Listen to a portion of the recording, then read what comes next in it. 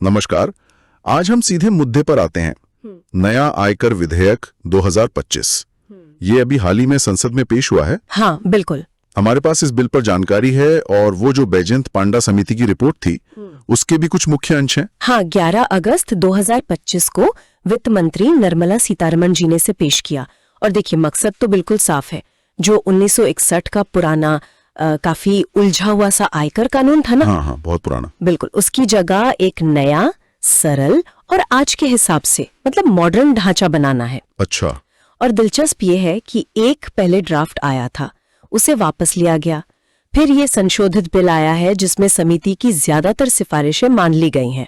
हाँ, और समिति ने सुना है काफी काम किया इस पर। मतलब 4 महीने लगे, 450 पन्नों की रिपोर्ट और 285 से ज्यादा सिफारिशें। जी हाँ, काफी डिटेल्ड काम था। उनका लक्ष्य तो यही था कि भाई भाषा आसान हो, नियम साफ हो और टैक्स देना मतलब थोड़ा आसान हो जाए। तो चलिए इसी पर थोड़ी और बात करते हैं। हाँ। सबसे बड़ा बदलाव जो एकदम से दिख रहा है वो है टैक्स ईयर का कॉन्सेप्ट। जो पुराने प्रीवियस ईयर और असेसमेंट ईयर थे उनकी जगह अब सिर्फ एक। ये सुनने में तो लगता है कि हाँ सरल हो गया, पर क्या वाकई जमीन पर इससे उलझन कम होगी? देखिए, उम्मीद तो यही है। पुराने सिस्टम में क्या था, 2 अलग अलग साल चलते थे, एक कमाई का साल, एक टैक्स का साल। हाँ, वो हमेशा कंफ्यूज करता था। बिल्कुल, उससे अक्सर भ्रम होता था, खासकर जब आप रिटर्न भर रहे हो या उसकी प्रोसेसिंग हो रही हो। तो अब एक ही टैक्स ईयर होने से थियोरी में तो ये प्रक्रिया सीधी हो जानी चाहिए। ये सिर्फ नाम बदलने जैसा नहीं है, बल्कि पूरे टैक्स कैलकुलेशन और फाइलिंग के साइकिल को आसान बनाने की एक कोशिश है, ऐसा लगता है। अच्छा, और ये जो सरलीकरण की बात हो रही है कि कई पुराने गैर जरूरी नियम हटा दिए गए हैं, इससे क्या मुकदमेबाजी कम होने की उम्मीद है? हाँ, ये एक बड़ा फोकस रहा है, ऐसा बताया जा रहा है। पुराने कानून में कई सेक्शन थे जो या तो अब मतलब रेलेवेंट नहीं थे, आउटडेटेड हो गए थे, बिल्कुल, या फिर एक दूसरे से टकराते थे, कन्फ्लिक्टिंग थे, जिससे विवाद बढ़ते थे। तो उनको हटाने की कोशिश हुई है। ठीक है। और भाषा को भी काफी सरल किया गया है, मतलब लगभग 50% तक आसान, ऐसा दावा है। 50%? ये तो काफी है। हाँ, नया कानून अब 536 सेक्शंस और 16 शेड्यूल में है।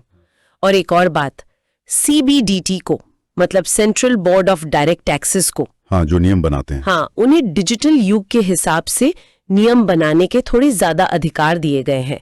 शायद इससे नियम जल्दी अपडेट हो पाएंगे। ये तो हुई सिस्टम की बात। आम टैक्स पेयर के लिए क्या है इसमें?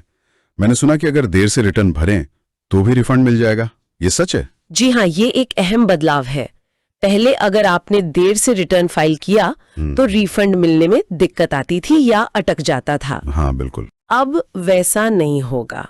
और एक और बड़ी राहत है, वो खाली मकानों से जुड़ी हुई। अच्छा, वो डीम्ड रेंट वाला चक्कर। हाँ वही। पहले अगर आपकी कोई प्रॉपर्टी खाली पड़ी है तो भी एक अंदाजन किराए पर, जिसे डीम्ड रेंट कहते थे, उस पे टैक्स देना पड़ सकता था। हाँ, ये बड़ा अजीब था। वो प्रावधान अब हटा दिया गया है। चलिए, ये तो वाकई एक राहत की बात है। और हाउस प्रॉपर्टी के मामले में और कुछ, उसमें भी थोड़ी और स्पष्टता लाई गई है।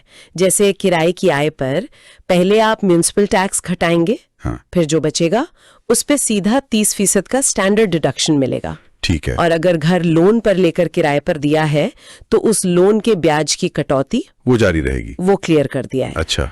एक और चीज है, निल TDS सर्टिफिकेट की, मतलब अगर किसी की आय टैक्सेबल लिमिट से कम है, टैक्स 0 बनता है, तो वो पहले से ही एक सर्टिफिकेट ले सकेगा ताकि उसकी किसी इनकम पर, जैसे ब्याज वगैरह पर, TDS ना कटे। ये भी ठीक है। और कुछ गैर कर्मचारियों को भी कम्यूटेड पेंशन यानी एक मुश्त पेंशन पर जो टैक्स छूट मिलती है उसका फायदा देने की बात है। अच्छा, अब जरा बिजनेस और इंडस्ट्री की तरफ देखें। कंपनियों के लिए डिविडेंड पर कुछ है? हाँ, एक अहम चीज है जो वापस लाई गई है, section 80M, inter corporate dividend per tax में छूट। इंटर कॉर्पोरेट मतलब अगर एक कंपनी को दूसरी कंपनी से डिविडेंड मिलता है तो उस डिविडेंड इनकम पर 80 लाख रुपए तक की कटौती क्लेम कर सकती है। अच्छा, इससे क्या फायदा होगा? इसका मकसद है कंपनियों के बीच जो निवेश होता है उस पर टैक्स का बोझ थोड़ा कम करना, कैस्केडिंग इफेक्ट कम होगा। ठीक है। और वो एमएसएमई वाली बात, छोटे उद्योगों के लिए? हाँ, एमएसएमई की परिभाषा को अब सीधे एमएसएमई एक्ट से जोड़ दिया गया है। इससे क्या फर्क पड़ेगा? पहले अलग थी क्या? हाँ, कभी कभी आयकर कानून और एमएसएमई एक्ट में परिभाषा में थोड़ा अंतर आ जाता था। इससे कंफ्यूजन होता था कि कौन सी सरकारी स्कीम या बेनिफिट लागू होगा। समझ गया। अब एक रूपता रहेगी तो छोटे व्यवसायों के लिए ज्यादा स्पष्टता आएगी। और भी कुछ है बिजनेस के लिए? हाँ, कुछ और चीजें हैं, जैसे प्रोविडेंट फंड से पैसा निकालने के नियम, एडवांस्ड रूलिंग की फीस, पेनाल्टी वगैरह। इनसे जुड़े नियमों को भी ज्यादा साफ और सरल बनाने की कोशिश की गई है। तो मतलब कुल मिलाकर देखें तो इस नए बिल का इरादा तो अच्छा लग रहा है। कम उलझन, कम मुकदमेबाजी, ज्यादा पारदर्शिता। हाँ, और शायद निवेश को भी बढ़ावा मिले। पर क्या ये सब वाकई हासिल हो पाएगा? मतलब इरादा तो ठीक है, पर देखिए, इरादा तो यही लगता है। कानून सरल और स्पष्ट होगा तो हाँ, पारदर्शिता बढ़ेगी, लोग अपनी टैक्स प्लानिंग शायद बेहतर कर पाए, निवेश का माहौल भी सुधरे। डिजिटल सिस्टम से उम्मीद है कि काम तेज होगा, आसान होगा। लेकिन यहाँ एक बड़ा सवाल भी है। क्या? कि दशकों पुराने सिस्टम से इस एकदम नए फ्रेमवर्क में जाना, खासकर शुरू के कुछ सालों में, ये टैक्स पेयर्स और कारोबारियों के लिए कितना स्मूथ होगा, कितना आसान या मुश्किल होगा। हाँ, ये बात तो है। कानून का मकसद भले ही सरलीकरण हो, लेकिन बदलाव को अपनाना, वो प्रक्रिया अक्सर थोड़ी मुश्किल होती है। बिल्कुल। और क्या ये डिजिटल बदलाव समाज के हर तबके तक पहुंच पाएगा, खासकर छोटे शहरों में, या जो लोग तकनीक से ज्यादा जुड़े नहीं हैं? क्या उनके लिए आसान होगा? ये सोचना भी जरूरी है। बिल्कुल। कानून लागू होने के बाद ही असल में इसका असर और जो चुनौतियां होंगी वो सामने आएंगी। तो संक्षेप में कहें तो नया आयकर विधेयक 2025 का फोकस है सरलता, स्पष्टता और टैक्स पेयर फ्रेंडली कदम, जैसे टैक्स ईयर लेट रिफंड, खाली मकान पर टैक्स राहत खत्म, कंपनियों के लिए डिविडेंड कटौती वापस, एमएसएमई नियमों में स्पष्टता। हाँ, ये मुख्य बातें हैं। पर असली परीक्षा तो इसके जमीनी स्तर पर लागू होने में है, और ये देखने में कि क्या ये सभी के लिए उतना ही आसान और सुलभ हो पाता है या नहीं, इस पर नजर रखनी होगी। बिल्कुल। चलिए, आज के लिए इतना ही। धन्यवाद।